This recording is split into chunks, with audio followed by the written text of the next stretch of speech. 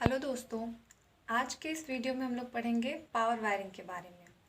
Chapter 4 estimation of power wiring. तो सबसे पहले हम लोग पावर वायरिंग के जनरल रूल जान लेते हैं। तो ये देखिए, ये है general rules of power wiring, जिससे मैंने पहले से इस पर नोट कर लिया है। तो देखते हैं हम लोग। सबसे पहला रूल, पावर वायरिंग में main MSB, dB, motor MSB एवं जो स्टार्टर होते हैं उसके ग्राउंड लेवल से जो हाइट होती है वो 1.5 मीटर होती है। अब देखिए, इसे मैंने यहाँ पे इसको डिज़ाइन भी कर लिया है। तो ये रहा आपका मेन एमएसबी, ये मोटर एमएसबी और ये स्टार्टर। ये जो है स्टार्टर का सिंबल होता है। तो ये तीनों जो होते हैं वो सेम हाइट पे लगे हुए हैं और इसकी जो ये ग्राउंड लेवल है इससे हाइट जो है वो 1.5 मीटर है। यही आपके फर्स्ट रूल में बोला हुआ है। सेकेंड रूल देखते हैं।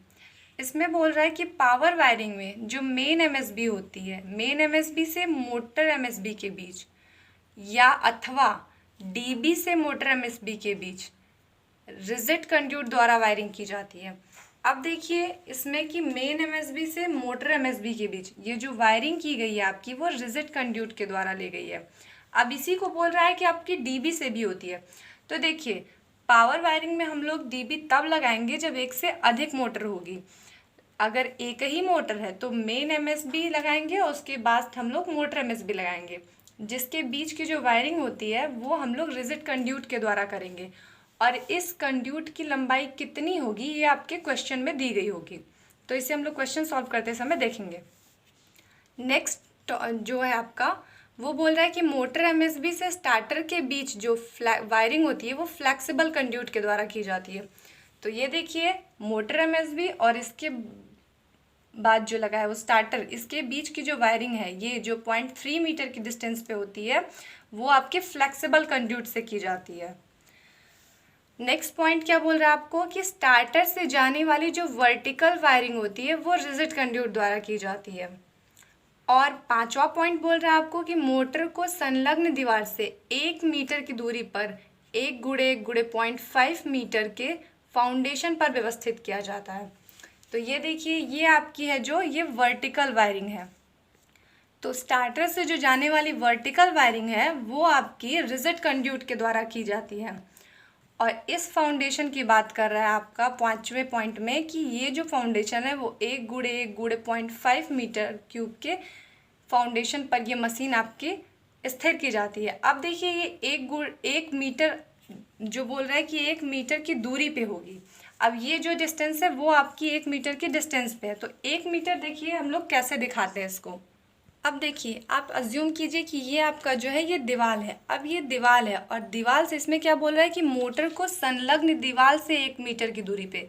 संलग्न दीवार का मतलब कि इस पे जो है मेन एमएसबी, मोटर एमएसबी और स्टार्टर जिस दीवार पे लगे हैं इससे 1 मीटर की दूरी पे। तो अब इस दीवार से 1 मीटर हम आगे आएंगे तो ये कहीं, ये पॉइंट आपका कहीं होगा। तो अब ये 3D तो है नहीं कि हम आपको दिखाएंगे, तो इसलिए इस पॉइंट को हम ऐसे आगे ना दिखा करके यहाँ नीचे के बाद यहाँ से ऐसे आगे ना दिखा करके इधर आगे की तरफ बढ़ा के आपको दिखाते हैं, जो कि 1 मीटर की डिस्टेंस है। ठीक है, तो अब नेक्स्ट पॉइंट देखते हैं हम लोग।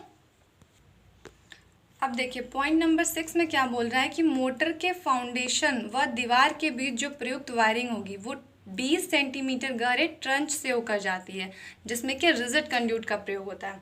तो ये देखिए, जो स्टार्टर से हम लोग दीवार तक की वायरिंग लाए हैं वो हम लोग जो है ग्राउंड के बाद 20 सेंटीमीटर नीचे ले गए हैं, उसके बाद 1 मीटर डिस्टेंस पे ले गए हैं और उसके बाद फिर 20 सेंटीमीटर आपके ग्राउंड लेवल तक आई है।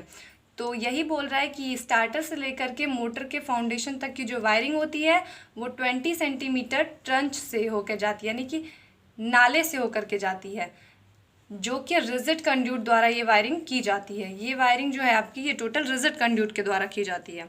नेक्स्ट पॉइंट क्या बोलता है आपका कि ट्रंच से मोटर के टर्मिनल बॉक्स तक की जो वायरिंग होती है वो 1.2 मीटर लॉन्ग फ्लेक्सिबल कंड्यूट द्वारा की जाती है। तो ये देखिए, इसमें ये आपका ग्राउंड लेवल है। अब इसके बाद से इस ट्रंच से लेकर के इस मोटर का ये जो फाउंडेशन है इसके बीच की ये जो वायरिंग है आपकी वो फ्लेक्सिबल कंड्यूट के द्वारा की जाएगी, और वो भी 1.2 मीटर लंबे फ्लेक्सिबल कंड्यूट के द्वारा। अब नेक्स्ट पॉइंट आपका क्या है कि मोटर मशीन वायरिंग में 2 हार्स पावर के लिए हम लोग DOL स्टार्टर, 2 से 15 के लिए स्टार डेल्टा और 15 से ऊपर के लिए ऑटो ट्रांसफार्मर स्टार्टर यूज़ करते हैं। तो स्टार्टर हम लोग क्यों यूज़ करते हैं? देखिए, स्टार्टर यूज़ करने का मेन फंडा होता है आपका कि हाई करंट से आपकी मशीन या मोटर की सुरक्षा के लिए किया जाता है, जिसमें हम लोग 2 तरह की सुरक्षा देते हैं। एक आपका लो वोल्टेज प्रोटेक्शन देते हैं हम लोग, और एक ओवरलोड प्रोटेक्शन देते हैं। तो इसी के लिए स्टार्टर यूज़ किया जाता है। तो ये 2 हार्स पावर तक के लिए जो स्टार्टर होता है वो DOL होता है, 2 से 15 के लिए स्टार डेल्टा और 15 से ऊपर के लिए हम लोग ऑटो ट्रांसफार्मर स्टार्टर यूज़ करते हैं। नेक्स्ट पॉइंट क्या बोल रहा है आपका कि पावर वायरिंग में जो मिनिमम कंड्यूट साइज़ होती है वो 19 mm और कंडक्टर की जो मिनिमम साइज़ होती है वो 2.5 mm स्क्वायर होती है। जैसा कि इंटरनल के लिए आपकी मिनिमम कंड्यूट 16 mm और minimum conductor size 1.5 mm square थी, उसी तरह पावर में 19 mm और 2.5 mm स्क्वायर होती है। और पावर वायरिंग में जो ट्रांसफार्मर होता है उसके लिए कोई भी फाउंडेशन व्यवस्थित नहीं किया जाता है। तो ये देखिए आपके टोटल रूल कंप्लीट हो गया। अब मैं इसे एक बार फिर से आपको फटाफट बता देती हूँ। तो देखिए, इसमें जो मेन MSB, मोटर MSB और स्टार्टर होता है, इसकी हाइट 1.5 मीटर की हाइट पे होती है ग्राउंड से, और मेन MSB से मोटर MSB के बीच रेजिस कंड्यूट यूज़ होता है। मोटर MSB से स्टार्टर के बीच जो होता है 0.3 मीटर की दूरी होती है, जो कि फ्लेक्सिबल कंड्यूट से की जाती है।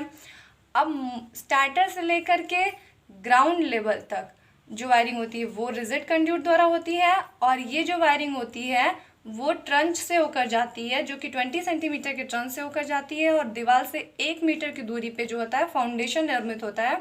जो ये टोटल वायरिंग भी जो आपकी होती है वो रिजिड के द्वारा की जाती है। और ट्रंच से लेकर के मोटर के टर्मिनल बॉक्स की जो वायरिंग होती है वो फ्लेक्सिबल कंड्यूट के द्वारा होती है, वो कि 1.2 मीटर होता है। और जो फाउंडेशन होता है मोटर का वो 1 × 1 × 0.5 मीटर क्यूब का फाउंडेशन होता है। तो ये टोटल हो गई आपकी रूल्स हो गए। अब देखिए, क्वेश्चन लगाने के लिए हमें कुछ पॉइंट्स याद करने होंगे। सबसे पहले ये देखिए, ये हार्स पावर है जिसमें आपकी मोटर की हार्स पावर दी हुई है और उसकी एफिशिएंसी और पावर फैक्टर। तो अगर जैसे कि इसमें से याद कैसे करेंगे, आप देखिए, अगर 1 हार्स पावर से कम की मोटर है तो उसके लिए आपकी एफिशिएंसी और पावर फैक्टर जो कि यहाँ पे दिया हुआ है, तो ये 0.5 से लेकर के 0.65 तक की एफिशिएंसी है और 0.6 इसका पावर फैक्टर है। तो दोनों को एक रेंज में लेकर हम याद करेंगे तो 0.6 हो जाएगी। तो आपको ये टेबल याद करनी है। और देखिए, नेक्स्ट टेबल आपको क्या याद करनी है, वो आपकी करंट रेटिंग के अकॉर्डिंग कंडक्टर की साइज। तो चूंकि हमारी जो कंडक्टर है वो ट्रंच से यानी डक्ट से होकर जा रही है, इसलिए आपको ये डक्ट वाली याद करनी है। इसमें आपको 3 कोर, 3.5 या 4 कोर का जो ये रो है, इस रो को याद करना है। इस रो के करंट रेटिंग और उसके अकॉर्डिंग ये जो कंडक्टर है इसकी साइज याद करनी है आपको। कैसे याद करेंगे, देखिए, 14 एम्पियर तक की करंट रेटिंग के लिए हम लोग 1.5 mm स्क्वायर का कंडक्टर यूज़ करेंगे। इसी तरह 18 एम्पियर तक के लिए 2.5 mm स्क्वायर का। इसी तरह हमें ये याद करना है। और एक लास्ट सारणी आपको याद करनी है, जो कि ये है आपकी रिजिड कंड्यूट जो है। देखिए, हम लोग जो रिजिड और फ्लेक्सिबल कंड्यूट ले गए हैं, तो एक कंड्यूट से कितने वायर जाएंगे और कितने वायर तक के लिए हम कितने mm की कंड्यूट यूज़ करेंगे, उसके लिए आपको ये सारणी याद करनी है। अब जैसे देखिए, अगर आपको 2.5 mm स्क्वायर का ही कंडक्टर ले जाना है तो 19 mm से आप कितने ले जा सकते हैं? अगर सिंगल फेस का ले जाएंगे तो 5, और 3 फेस के लिए आप 3 ले जा सकते हैं।